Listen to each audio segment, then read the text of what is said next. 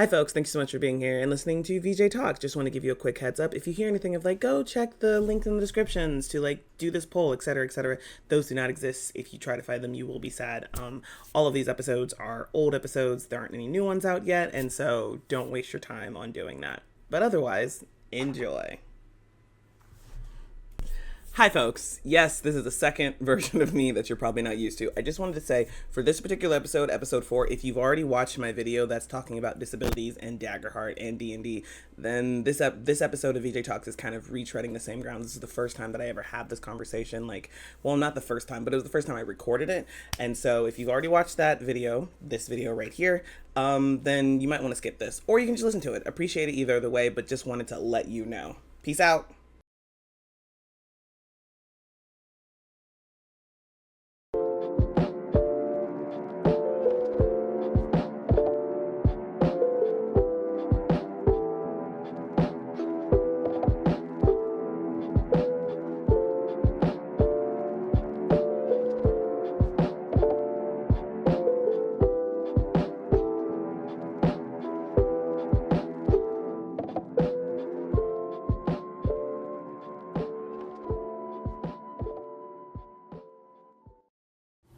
Hello and welcome to VJ Talks, a bi-monthly podcast presented by VJH Creations LLC, where I talk about anything and everything to do with TTRPGs and sometimes larger pop culture. I want to give a quick shout out to Arcane Anthems providing the intro and outro music you hear in this podcast. Arcane Anthems creates free music for tabletop role-playing campaign streams and podcasts. Music adds immersion, tension, and emotion to role-playing games, but often streams and podcasts shy away from using music for fear of legal ramifications. Arcane Anthems wants to make it simple to add music to your games. Hey. So over on TikTok, the conversation around disabilities and D&D was reignited. A number of TTRPG TikTokers called out the ableism in those stating that people with disabilities, specifically wheelchair users, wouldn't exist in the game given the existence of spells and magic items. No one needs a reason for people with disabilities to exist in their games besides wanting them to exist. Arguing people with disabilities don't belong in fantasy settings is ableism, pure and simple. And from a canon view, these people are wrong and ignoring the lived reality of existing in settings such as the Forgotten Realms. Let's break it down. First, we'll go through some numbers. In the real world, disabled people make up 15%, 1 billion, of the world's population. Given the fact that monsters and apocalypses are staples of the Forgotten Realms setting, that number would realistically be higher. But let's be generous and say the number is actually lower. Let's say for the Forgotten Realms, the baseline disabled population is 5%. I say baseline because that number is going to change depending on what terrible calamity befalls the world next. The Forgotten Realms population, according to the 3.5 Forgotten Realms campaign guide, is 43.04 million. The disabled population of the Forgotten Realms is 2,152,320. Now that we have those numbers, we need to figure out the number of people that can cast spells and at what level in the Forgotten Realms. On December 29th, 2020, Benjamin Huffman asked Ed Greenwood at the Edverse on Twitter, what is the approximate ratio of spellcasters to non-spellcasters in the Forgotten Realms? 1 out of 10,000, 1 out of 100,000, even more rare than that. Here's Ed's response. This gets asked a lot, but here we go again. The answer is always, it depends. Here's why. Literally thousands of sentient beings in the realms have a wild talent for some aspect of magic due to the world being a crawl with magic, wielders of the art using it, drawing on the weave, and everyone born into the world being exposed to flows of magic. Over time, growing numbers of sentient beings are born with the gift, ability to wield the art. Most don't know it and are utterly untrained and stay that way lifelong. Say 1 in 9,000, a rarer few, 1 in 12,000, may or may not manifest a wild talent that lets them work magical effects without casting or knowing magic. An even rarer few, 1 in 26,000, may spontaneously, or thanks to a trigger event, discover and use a natural ability to work spells by imagination, concentration, and their natural gift. We call them sorcerers. Perhaps 1 in 130,000 have the desperation or bravery to reach out to try to contact a patron and become a warlock. Perhaps 1 in 300,000 succeeds. However, of that far less rare number of beings that have the gift, back to 1 in 9,000 again, we have an overlap with those who want to dedicate themselves to holy service, about 1 in 4,000. About half of these are accepted, 1 in 8,000, and of those, about 1 in 6,000 have the ability to wield divine magic, as opposed to a deity just channeling a magical effect through them, treating them like a, quote, dumb conduit, end quote, and perhaps destroying them or burning out their minds in the process. So if they follow temple protocols and don't displease the deity, every one of those 1 in 6,000 could become clerics, as in the character class, capable of wielding divine magic. What magic they get given depends on their service, the fervency and appropriateness of their prayers, and the mood/nature of their deity. Most clerics don't get beyond 3rd level spells. The game rules concentrate on PCs, who are the standouts, maverick heroes, and can give us a distorted view of things. However, if we go back to beings that naturally possess the gift and try to figure out how many become casters of arcane magic, the answer is those very, very few who can find a tutor and get taught and survive it. Those who survive adventuring or just living in the realms once others know they can cast arcane magic are even fewer. So, it depends. You said spellcasters in your query, and that includes wizards, sorcerers, clerics, warlocks, and all of the variants and subclasses, druids, illusionists, etc., which pushes the total number up a bit, but again, the game rules and published realms lore tend to make us think folk who can competently hurl spells, or rather unleash magic with any degree of understanding or control, are more numerous than they really are. And the totals of, say, trained wizards will vary with time and place. If you look at a surviving Netherese city like Thul Tanthar, Shade, the number of arcanists are much higher than if you go out into the frigid wilderness north of Sundabar and start looking for wizards. Outcasts in the border kingdoms make the numbers higher there than in, say, Tethir. Cities are almost always far higher than in the countryside, and the countryside higher than in wilder lands, and so on. So if we decide that the 1490s DR, Dale Reckoning, is our time, and the Sword Coast countryside is our place, and it's summertime rather than winter, when those who can go south in search of temperatures they can survive do so, and it's peacetime, and no local ruler is rounding up wizards and imprisoning or executing them, or Zents or red wizards hunting down and slaughtering non-member wizards, we might estimate, and it is an estimate, mind, that of the 1 in 9,000 who have the gift, perhaps 1 in 40,000 can cast a cantrip or two, and perhaps 1 in 70,000 can cast 1st level spells, and perhaps 1 in 90,000 can cast 2nd level spells. Thanks to traveling priests and the teachings of shrine and temple clergy, almost everyone has seen minor magic at work, but not personally experienced it, and thanks to bards and talkative traveling merchants and peddlers, nigh everyone has heard tales of spell duels or spectacular spell hurling or awesome feats of magic, those mage fairs for one. But your average, just plain commoner in the realms never actually sees or personally experiences magic being cast, or could hope to begin to afford to get trained or to hire a spellcaster to work one spell for them. Again, be not misled by game lore and rules which leave the distinct impression that hundreds, if not thousands of wizards hurl spells down any given city street in a day. So, it depends. Because math isn't my strong suit, and certainly not statistics and demographics, I reached out to my rugby little Aubrey, who has a master's degree in geography and currently works in demographics. She is a demographic researcher in the city she lives in. So at the end of all this information, you get these numbers. Out of a population of 43.04 million, 1 in 26,000 would be sorcerers. Total of 1,656. 1 in 300,000 would be warlocks.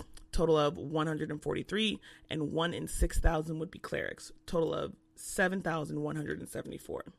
Now that still leaves bards, wizards, and druids, not to mention partial casters like paladins and rangers. I tried to figure out how to extrapolate these populations from the numbers I currently have, but even with talking with Aubrey, couldn't come up with something that would make sense. So then we moved on to the info we had about the number of people that are able to cast cantrips, 1st level and 2nd level spells. Ed Greenwood mentioned the following numbers in conjunction with the population of the Sword Coast. 1 in 40,000 can cast a cantrip, 1 in 70,000 can cast 1st level spells, 1 in 90,000 can cast 2nd level spells. I couldn't find numbers on the population of the Sword Coast specifically, so let's just assume the numbers I just mentioned apply to the general population. If we do that, off of the 43.04 million, we get 1,076 people can cast a cantrip, 614 people can cast a 1st level spell, and 478 people can cast a 2nd level spell. Now that still leaves us in the dark for spell levels 3 to 9. This is where some mathematical liberties come into play. When you compare the three numbers, 40,000, 70,000, and 90,000, there's a 75% jump between 40,000 and 70,000, while there is a 29% jump between 70,000 and 90,000. I thought we could figure out the rate of increase based on the data we had to get a reasonable number to move forward. What Aubrey did was subtract 75% from 29, which gave us 46%, and then halve that to 23% for margins of error. After that, we would have 23 in all following numbers to get percentages. Anyone interested in checking out the math, I've linked the spreadsheet I used in the transcript and show notes. But just to run down the numbers, 1,076 people can cast cantrips, 615 people can cast first level spells, 478 people can cast second level spells, 389 people can cast third level spells, 349 people can cast fourth level spells, 330 people can cast fifth level spells, 321 people can cast sixth level spells, 316 people can cast seventh level spells, 314 people can cast eighth level spells, and 313 people can cast 19th level spells. Sorry about that, y'all. The spells that could maybe, heavy emphasis on maybe, remove a disability are second level, fifth level, sixth level, seventh level, eighth level, and ninth level. Since we don't have a breakdown of spell slots, as far as I can tell, there's no good way to determine how many spells between all these people could be used on one of the spells I'll discuss later. For example, full casters get access to second level spells at third level. They then get access to fifth level spells at ninth level. From levels 3 to 8, there's a range of 2 to 9 spell slots you can use for second level spells. So as of right now, we'll say for simplicity's sake, everyone has one spell slot for each level they can cast. If anyone knows how to parse this data so we can get some accurate info on spell slots, please shoot me an email or a comment and I'll adjust and re-examine. But assuming spell slots return after a long rest, the breakdown of how many spell slots are available to cast the spell is 6,771 second level spell slots are available daily to cast. Since we said everyone has one spell slot for each spell level, and since if you can cast 9th level spells, you can cast 8th level spells, and so on and so forth, all the way down to second level spells, I added the number of people that can cast 4th level spells and up 3 times because the second level spells can be cast at 2nd, 3rd, and 4th level. It can also be cast at 5th, 6th, 7th, 8th, and 9th level, but again, for simplicity's sake, we're going to operate under the assumption they use their 5th, 6th, 7th, 8th, and 9th level spell slots to cast the spells at the corresponding level rather than adding it to the second level mix. Because I simplified the use of the spell slots, the rest of the numbers are pretty straightforward. There are 1,594 5th level spell slots available daily to cast, 1,264 6th level spell slots available daily to cast, 943 7th level spell slots available daily to cast, 627 8th level spell slots available daily to cast, and finally 313 9th level spell slots available daily to cast. For those of you checking out the transcript, I've also included a table where you can see these numbers quickly. I originally was going to include information about Eberron and break it down the way I did for the Forgotten Realms, but while the information we have for the setting is easier to find in exploring Eberron, it didn't have actual numbers I could grasp onto the way Forgotten Realms did, but let's hear what's happening in Eberron. As a broad rule, the people of Corvair are used to dealing with tools and services that mimic cantrips or spells of 1st and 2nd level. They're familiar with 3rd level spells, fireballs on the battlefield, aristocrats using civis sending services, but these things are expensive. Effects of 4th or 5th level are known. Orion maintains a network of teleportation circles, the dead can be raised, an oracle can cast divination, but these things aren't part of everyday life, and the typical commoner doesn't expect to run into them. Magical effects of 6th level or higher are usually the product of more advanced civilizations, the dragons of Argonescence, the elves of Aerenal, the ancient giants of Zendrick. The same principle applies to magic items. Common and uncommon items are part of everyday life. Rare items exist, but they're rare, and very rare and legendary items are typically the product of advanced civilizations or remarkable events. There are exceptions to this rule. There are higher level spellcasters in the world, Mordain the Flesh Reaver, Jayla Darren, the Great Druid of Olain, but civilization is built on a foundation of common and uncommon items and spells of 3rd level and below. High-level spellcasters are capable of remarkable feats, but these can't yet be mass-produced. Eberron as a setting is also pro-disability and incorporates a number of accessibility aids. Now that we've gotten that out of the way, let's talk about the spells. I'm going to run through all the spells, their descriptions, how much they would cost, and how long it would take skilled and unskilled hirelings to afford these spells. Then I'll break down why they may or may not work. Now, according to the Player's Handbook, PHB, there is no established pay rate that exists for hirelings that can cast spells. And while I did base it off of spell scrolls in my original TikTok videos, I found that Adventures League does have a formula, so I'll be utilizing that since it's specifically for people casting spells. Here's the formula. Level squared times 10 plus consumed materials times 2 plus non-consumed materials times 0.1. Disclaimer, there were some materials like a wisp of smoke I couldn't find a cost for, so these numbers are slightly off but would be more expensive if I could find the price for everything. Also, let's quickly break down what's happening with skilled and unskilled workers. Skilled workers make 2 gold pieces per day and could either be living a modest or comfortable lifestyle depending on how you interpret the wording for each lifestyle in the PHB on page 158. Unskilled workers make 2 silver pieces per day and live a poor lifestyle according to the PHB on page 158. We don't have demographics on what percentage of the population are skilled workers or unskilled workers, but let's make it an even split just to be fair. I am unsure if the amount these 2 workers make also subtracts their lifestyles, but let's say that it does. That'll give them more money. Okay, let's dive in. Lesser Restoration, second level, 40 gold pieces. It would take a skilled worker 20 days to save up for that, and an unskilled worker 0.5 years. You touch a creature and can end either one disease or one condition afflicting it. The condition can be blinded, deafened, paralyzed, or poisoned. Greater Restoration, level 5, 450 gold pieces. It'd take a skilled worker 225 days to save up for it, and an unskilled worker 6 years. You imbue a creature you touch with positive energy to undo a debilitating effect. You can reduce the target's exhaustion level by 1 or end one of the following effects on the target. 1 effect that charmed or petrified the target, 1 curse including the target's attunement to a cursed magic item, any reduction to one of the target's ability scores, 1 effect reducing the target's hit point maximum, and also just the assumption that it also does what Lesseration does as well. You can choose to have it do that. Reincarnate, 5th level, 2,250 gold pieces. It would take a skilled worker 3 years to save up for it, and an unskilled worker 31 years. You touch a dead humanoid or a piece of a dead humanoid, provided that the creature has been dead no longer than 10 days. The spell forms a new adult body for it, then calls the soul to enter the body. If the target's soul isn't free or willing to do so, the spell fails. The magic fashions a new body for the creature to inhabit, which likely causes the creature's race to change. The DM rolls a D100 and consults the following table to determine what form the creature takes when restored to life, or the DM chooses a form.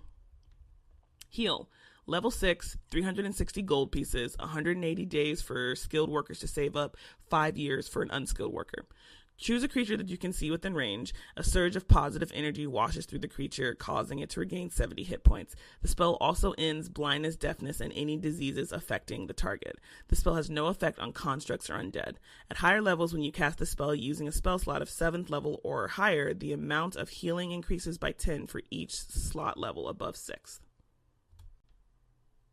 Regenerate, 7th level, 495 gold pieces. It would take a skilled worker 248 days to save for this, and an unskilled worker 7 years. You touch a creature and stimulate its natural healing ability. The target regains 48 plus 15 hit points. For the duration of the spell, the target regains 1 hit point at the start of each of its turns, 10 hit points each minute. The target's severed body members, fingers, legs, tails, and so on, if any, are restored after 2 minutes. If you have the severed part and hold it to the stump, the spell instantaneously causes the limb to knit to the stump. Resurrection, 7th level, 495 gold pieces. 248 days of savings will be required for a skilled worker and 7 years for an unskilled worker. You touch a dead creature that has been dead for no more than a century, that didn't die of old age, and that isn't undead. If its soul is free and willing, the target returns to life with all its hit points. This spell neutralizes any poisons and cures normal diseases afflicting the creature when it died. It doesn't, however, remove magical diseases, curses, and the like if such effects aren't removed prior to casting the spell. They afflict the target on its return to life. This spell closes all mortal wounds and restores any missing body parts. Coming back from the dead is an ordeal. The target takes a -4 penalty to all attack rolls, saving throws, and ability checks. Every time the target finishes a long rest, the penalty is reduced by 1 until it appears. Casting the spell to restore life to a creature that has been dead for 1 year or longer taxes you greatly. Until you finish a long rest, you can't cast spells again, and you have disadvantage on all attack rolls, ability checks, and saving throws. Clone, 8th level, 6,640 gold pieces. A skilled worker would have to save for 9 years, and an unskilled worker would have to save for 91 years. This spell grows an inert duplicate of a living creature as a safeguard against death. This clone forms inside as a sealed vessel and grows to full size to maturity after 120 days. You can also choose to have the clone be a younger version of the same creature. It remains inert and endures indefinitely as long as its vessel remains undisturbed. At any time after the clone matures, if the original creature dies, its soul transfers to the clone, provided that the soul is free and willing to return. The clone is physically identical to the original, has the same personality, memories, and abilities, but none of the original's equipment. The original creature's physical remains, if they still exist, become inert and can't thereafter be restored to life since the creature's soul is elsewhere. Mass Heal, 9th level, 810 gold pieces. Skilled workers would have to save for 1 year. Unskilled would have to save for 11 years.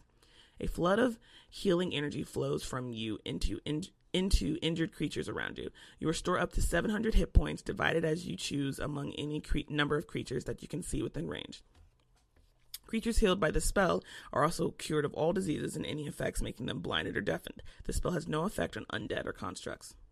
True Polymorph, 9th level, 811 gold and 2 silver.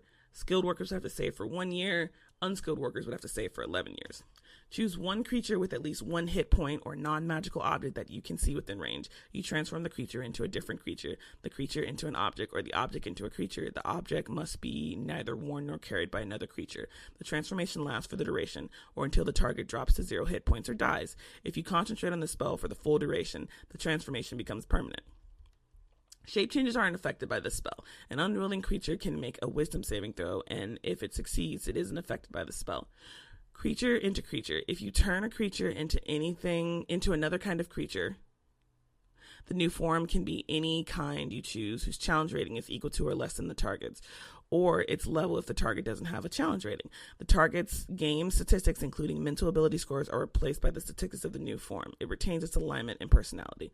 The target assumes the hit points of its new form, and when it reverts to its normal form, the creature returns the number of hit points it had before it transformed. If it reverts as a result of dropping to 0 hit points, any excess damage carries over to its normal form.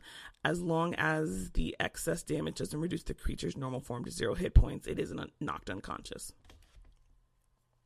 The creature is limited in the actions it can perform by the nature of its new form, and it can't speak, cast spells, or take any other action that requires hand or speech unless its new form is capable of such action. The target's gear melds into the new form. The creature can't activate, use, or wield otherwise benefit from any of its equipment. There's a couple of other parts in here, but that's not relevant to our discussion, so I'm going to skip that. But if you're reading the transcript, you can read the full spell description. True Resurrection, 9th level, 50,812 gold pieces and 5 silver pieces. It would take a skilled worker 70 years to save up for it, and an unskilled worker 696 years. You touch a creature that has been dead for no longer than 200 years and that died for any reason except old age. If the creature's soul is free and willing, the creature is restored to life with all its hit points. The spell closes all wounds, neutralizes any poisons, cures all diseases, and lifts any curses affecting the creature when it died. The spell replaces damaged or missing organs or limbs. The spell can even provide a new body if the original no longer exists, in which case you must speak the creature's name. The creature then appears in an unoccupied space you choose within 10 feet of you. Wish. 9th level, 810 gold pieces. It would take 1 year for a skilled worker to save up for, and 11 years for an unskilled worker to save up for. Wish is the mightiest spell a mortal creature can cast. By simply speaking aloud, you can alter the very foundations of reality in accord with your desires. The basic use of this spell is to duplicate any other spell of 8th level or lower. You don't need to meet any requirements in that spell, including costly components. The spell simply takes effect. Alternatively, you can create one of the following effects of your choice. You can create one object of up to 25,000 gold pieces in value that isn't a magic item.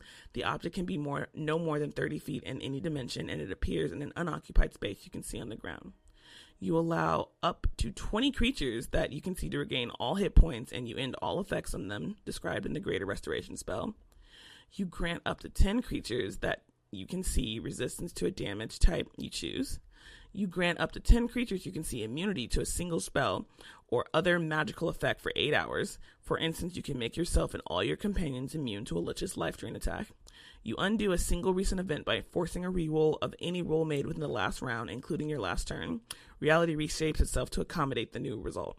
For example, a wish spell could undo an opponent's successful save, a foe's critical hit, or a friend's failed save. You can force the reroll to be made with advantage or disadvantage, and you can choose whether to use the reroll or the original roll. You might be able to achieve something beyond the scope of the above example. State your wish to the DM as precisely as possible. The DM has great latitude in ruling what occurs in such an instance. The greater the wish, the greater the likelihood that something goes wrong. The spell might simply fail, the effect you desire might only be partly achieved, or you might suffer some unforeseen consequences as a result of how you worded the spell. For example, wishing that a villain was dead might propel you forward in time to a period when the villain is no longer alive, effectively removing you from the game. Similarly, wishing for a legendary magic item or artifact might instantly transport you to the presence of the item's current owner. The stress of casting the spell to produce any effect other than duplicating another spell weakens you. After enduring that stress, each time you cast a spell until you finish a long rest, you take 1d10 necrotic damage per level of that spell. This damage can't be reduced or prevented in any way. In addition, your strength drops to 3 if it isn't 3 or lower already for 2d4 days. For each of those days that you spend resting and doing nothing more than light activity, your remaining recovery timing decreases by 2 days. Finally, there's a 33% chance that you are unable to cast Wish ever again if you suffer the stress. I've talked about skilled and unskilled laborers, but let's talk about adventurers real quick. The noble background gives the most money at the start of the game at 25 gold pieces. Instead of getting the starting equipment, classes can roll different d4s based on their class. So let's just go down this table real quick. Barbarians can roll 2d4 times 10, and the max amount of gold they'd get is 80 gold. Bards can roll 5d4 times 10, and the max gold they'd get is 200. Clerics can roll 5d4 times 10, max is 200. Druids roll 2d4 times 10, max is 80. Fighters roll 5d4 times 10, max is 200. Monks roll 5d4, max is 20. Paladins roll 5d4 times 10, max is 200. Rangers roll 5d4 times 10, max is 200. Rogues roll 4d4 times 10, the max is 160. Sorcerers roll 3d4 times 10, the max is 120. And warlocks roll 44 times 10, which is 160. And wizards roll 44 times 10 as well, and their max is 160. And all of that is in gold pieces. So, bards, clerics, fighters, paladins, and rangers with a noble background and rolling max for their starting wealth would have 225 gold and could afford lesser restoration with 185 gold pieces to spare. Now that I've described all the spells, plus given their additional information, I'm going to break down why they may or may not work. But disclaimer, people that argue that spells remove conditions such as blindness, deafness, and paralyze are playing fast and loose, comparing those to their real-world counterparts. There are people that are legally blind that can still see despite the blinding condition, saying the target cannot see. Same goes with deafness and paralysis. But just to break that down further, here's a quote from S1E2 on TikTok. According to page 291 of the Player's Handbook, a creature that is paralyzed is incapacitated, meaning that it can't take actions or reactions, and an action covers a lot of stuff. Sure, there are some actions that somebody paralyzed from the waist down wouldn't be able to take, like kicking someone as an unarmed strike, but they can still attack with a sword. That's an action. Even in the most extreme cases where somebody is able to control almost none of their body, there are still actions that happen entirely in the mind. For example, the search action, which only requires that you have some senses to make a perception check with, or to go to the furthest extreme, a sorcerer casting a subtle spell does not require verbal or somatic components. Therefore, you don't need to move or do anything with your body. It's all in your head. that is still an action. If someone is able to take any action, even the subtle spell example I gave, then they are not incapacitated and therefore do not have the paralyzed game mechanic. Real-world paralysis disabilities do not stop people from taking anything that could be considered an action in 5e. Therefore, they cannot be equated to the paralyzed condition, and lesser/greater restoration cannot cure it. This sentiment was also shared and reflected by Anseline Online. You should go follow them both if you're on TikTok. Despite the D&D conditions not being comparable, let's give people a bone and say it would remove the disability. Spells like Healing Word, Cure Wounds, Mass Healing Word, and Mass Cure Wounds are out of the running because they only deal with hit points and no conditions. If an individual was in a wheelchair because of paralysis, lesser restoration or greater restoration could remove their disability. However, that isn't the only reason people are in a wheelchair. Muscle and nerve weakness can cause people to need wheelchairs. Degenerative diseases, which muscle and nerve weakness are not inherently diseases, can cause people to need to be in a wheelchair. Keep that in mind for later. Reincarnate makes a whole new body, presumably without any disability, so that could remove all disabilities an individual has, but that would require dying, which is an issue on its own. Heal ends blindness, deafness, and any diseases. Now that we've gotten to a spell that mentions disease, let's define the word. A disorder of structure or function in a human, animal, or plant, especially one that produces specific signs or symptoms or that affects a specific location and is not simply a direct result of physical injury. Physical injuries can result in people needing wheelchairs. I have drop foot, also known as foot drop, in my right foot. It's a general term for difficulty lifting the front part of the foot. In 2013, I was in a car accident. I dislocated my hip, pinched my sciatic nerve when it was dislocated, resulting in drop foot. The foot isn't paralyzed. I don't have any type of degenerative disease. I just now have mobility issues and will need a wheelchair. I don't have one now because it's cost prohibitive. I just make do. Heal would not remove my disability. Regenerate would restore severed body parts, fingers, legs, tails, and so on. If I'm being generous, it could regenerate a severed spinal cord. I'm doubtful that it could regenerate limbs that were never severed and simply didn't form in the womb. It can also reattach limbs if you still have your limb for some weird reason. Resurrection removes non-magical diseases and restores any missing body parts. Could remove disability stemming from disease or missing body parts. I would include nerves, muscles, and bones in that. Resurrection would not remove my drop foot.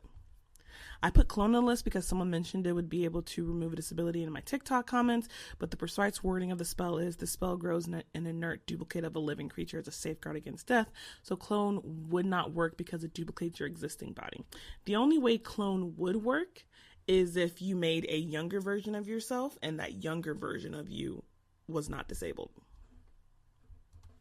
Mass Heal operates the same way Heal does, but allows you to use it on a number of people. You can restore up to 700 hit points to any number of creatures within range. You could remove blindness, deafness, or disease from 700 commoners if they each lost 1 hit point. If the commoners were skilled workers and split the cost, it would cost 5 silver pieces for each commoner.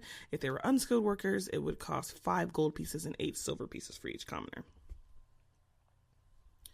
True polymorph, if concentrated on for the duration, the transformation becomes permanent. The spell states you have to transform into a different creature, not type, but creature, so I would allow a player to get creative with that. True Resurrection, another spell that requires someone to die, closes all wounds, neutralizes any poison, cures all diseases, and lifts any curses affecting the creature when it died. The spell replaces damaged or missing organs or limbs. I think True Resurrection is one of the only spells with the ability to remove any and all disabilities based on the fact it replaces damaged or missing organs or limbs. You can get into the weeds and say muscles and nerves and bones aren't organs or limbs, but that feels really nitpicky. Finally, there's Wish. Wish can do anything. You can replicate any other 8th level or lower spell, or you can craft a specific wish to remove any disability, but risk a 33% chance that you could never use the spell again. While we are on the topic, it's pretty wild that Wish is only 810 gold pieces despite that 33% chance, only because it doesn't have any material components according to the formula. All right, we're almost done here. Let's talk about a few magic items and then wrap this up. For the cost of magic items, I'm using the formula found in Xanathar's Guide to Everything. Ursat's Eye. Common rarity. The formula is 1d6 plus 1 times 10. The average cost is going to be 40 gold pieces. and it would take a skilled worker 20 days to save up for this, and an unskilled worker 200 days. This artificial eye replaces a real one that was lost or removed.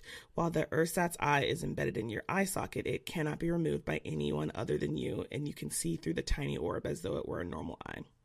Prosthetic limb. Common rarity, 1d6 plus 1 times 10 formula, average 40 gold pieces. Skilled workers, 20 days to save up for. Unskilled workers, 200 days. This item replaces a lost limb, a hand, an arm, a foot, a leg, or a similar body part. While the prosthetic is attached, it functions identically to the part it replaces. You can detach or reattach it as an action, and it can't be removed against your will. It detaches if you die. Periaptive health. Uncommon. The formula is 2d6 times 100. The average cost is 700 gold pieces. It would take a skilled worker 350 days to save up for, and an unskilled worker 9.5 years. You are immune to